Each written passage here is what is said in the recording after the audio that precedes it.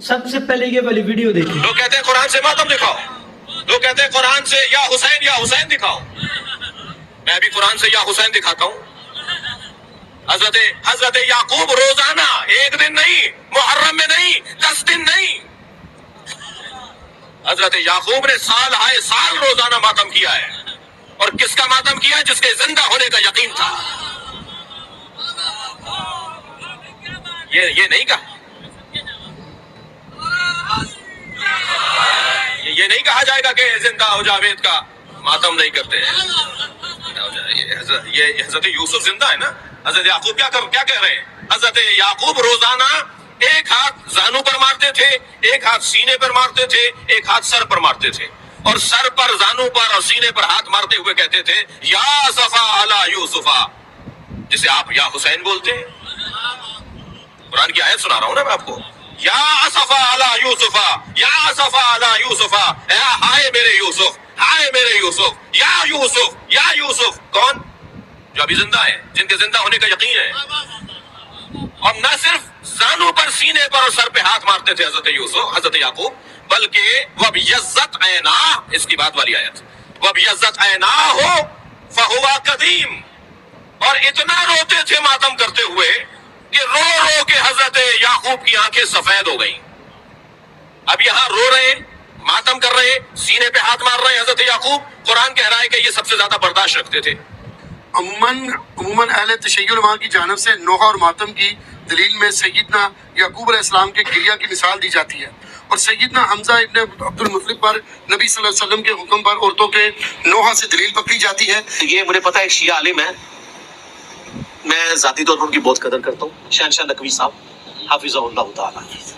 اسلام کے اندر ماتم کرنا اور نوحہ کرنا، اس کے بارے میں نبی کریم حضرت محمد مصطفیٰ صلی اللہ علیہ وسلم کی صریح حدیثیں اور صاف حدیثیں موجود ہیں، اور آپ علیہ السلام کی بالکل واضح فرامین موجود ہیں. آپ علیہ السلام نے نوحہ کرنے سے اور ماتم کرنے سے منع فرمایا ہے، اور ساتھ اس کی وعید بھی بیان کی ہے کہ جو بندہ نوحہ کرتا ہے اور ماتم کرتا ہے تو اس کو یہ سزا بھی ملے گی. وہ بھی میں آگے آپ کو جا کے بتاتا ہوں. ابھی ہم بات کر رہے ہیں، یہ نقوی صاحب نے ابھی بیان کیا، اور انہوں نے کہا ہے کہ قرآن کے اندر سورہ یوسف کے اندر سے ثابت ہے کہ حضرت یعقوب علیہ السلام نے جو ہے انہوں نے نوحہ کیا تھا اور ماتم کیا تھا میرے بھائی. اور ساتھ آیت پڑھی ہے وَأَبْيَضَّتْ عَيْنَاهُ مِنَ الْحُزْنِ فَهُوَ كَظِيمٌ. جی ہاں پیارے دوستو، اس آیت کے اندر اور پوری سورہ یوسف کے اندر اور پورے قرآن کے اندر کہیں بھی یہ ثابت نہیں ہے کہ حضرت یعقوب علیہ السلام نے ماتم کیا ہو، اپنا گریبان پھاڑا ہو، خود کو چاقو مارے ہوں، چھڑیاں ماری ہوں اور جا کر باہر مجلسیں لگائی ہوں. صرف وَأَبْيَضَّتْ عَيْنَاهُ یہاں تک انہوں نے آیت پڑھی ہے، تو اس کا مطلب ہے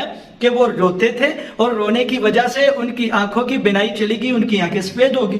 رونا ہم نے کب کہا کہ منع ہے؟ رونا تو اسلام کے اندر جائز ہے، بالکل جائز ہے. آپ رو سکتے ہیں، کسی بھی لحاظ سے آپ رو سکتے ہیں. آپ اللہ پاک کے سامنے رو سکتے ہیں، آپ اپنے کسی بھی رشتہ دار کی وجہ سے آپ رو سکتے ہیں، لیکن ماتم اور نوحہ نہیں کر سکتے. گریبان پھاڑنا اور اپنے آپ کو چھڑیاں مارنا اور اپنے آپ کو زخمی کرنا، ماتم کرنا اور نوحہ کرنا، یہ حرام ہے اسلام کے اندر. اور ساتھ وہ جو ہمارے فتنہ اعظم مرزا جیلمی صاحب ماشاءاللہ، وہ بھی کہہ رہے ہیں جی میں نقوی صاحب کی بڑی عزت کرتا ہوں. جی ہاں، ہم جانتے ہیں بھینسوں کی بڑی عزت کرتی ہیں، بھینسوں کی بہنیں ہوتی ہیں. اور نبی کریم، اب ہم آتے ہیں نبی کریم علیہ السلام کے فرامین کی طرف. آپ علیہ السلام کا واضح فرمان الشان صحیح المسلم کے اندر موجود ہے. یہ ساتھ آپ کو حدیث پاک بھی نظر آ رہی ہوگی، حدیث نمبر بھی نظر آ رہا ہوگا، آپ خود پڑھ لیجئے گا، میں بھی آپ کو سنا دیتا ہوں. آپ علیہ السلام نے فرمایا نوحہ کرنا کفر ہے. اور دوسری حدیث جو بخاری شریف کے اندر موجود ہے، آپ علیہ السلام نے فرمایا جو بندہ نوحہ کرتا ہے، گریبان پھاڑتا ہے، اپنے منہ کو پیٹتا ہے، نوحہ کرتا ہے، ماتم کرتا ہے، وہ ہم میں سے ہی نہیں.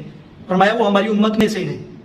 اس کے بعد آپ علیہ السلام نے فرمایا نوحہ جو کرتا ہے یا ماتم کرتا ہے اس کو تو عذاب ہوگا ہی ہوگا، لیکن جس پر نوحہ کیا جا رہا ہے اس کو بھی قبر کے اندر عذاب ہوگا. یہاں ایک سمجھنے والی بات ہے، جو فوت ہوا ہے اگر اس پر نوحہ کیا جا رہا ہے تو وہ نوحہ کرنے سے خوش ہے تو اس کو عذاب ہوگا. اگر وہ منع کرتا رہا اور اس کو ناجائز سمجھتا رہا تو اس کے اوپر نوحہ کیا جائے تو اس بندے کو عذاب نہیں ہوگا. یاد رکھیے گا، جس طرح یہ شیعہ حضرات کرتے ہیں نوحہ، تو جو بندہ فوت ہوا ہے، مثال کے طور پر ایک بندہ فوت ہوا ہے، اس پر دوسرا بندہ آ کے نوحہ کر رہا ہے، تو نوحہ کرنے والے کو بھی عذاب ہوگا، اور جس پر نوحہ کیا جا رہا ہے اس کو بھی قبر کے اندر عذاب ہوگا. یہ ساتھ آپ حدیث دیکھ سکتے ہیں، صحیح البخاری کی حدیث ہے.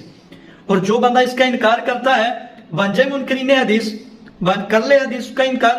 ہم کہہ رہے ہیں ٹھیک ہے جی کر لیں حدیث پاک کا انکار، ہمارا تو کام ہے، ہم نے سمجھا دیا. اِنَّ إِلَيْنَا إِيَابَهُمْ ثُمَّ إِنَّ عَلَيْنَا حِسَابَهُمْ. ہم نے آپ کو حدیث پاک سنا دی، ہم نے آپ کو قرآن پاک کی آیت کا بھی واضح مطلب بتا دیا، آپ کا سارا اشکال دور کر دیا. اب عمل کرنا آپ کا کام ہے، ہمارا کام ہے سمجھانا. باقی حساب کتاب اللہ کے ہاں ہے. قیامت والے دن یہ نہیں آپ کہیں گے کہ انہوں نے ہمیں بتایا نہیں تھا، ہم نے آپ کو بتا دیا، آگے آپ عمل کریں یا نہ کریں یہ آپ کا اور اللہ پاک کا معاملہ ہے.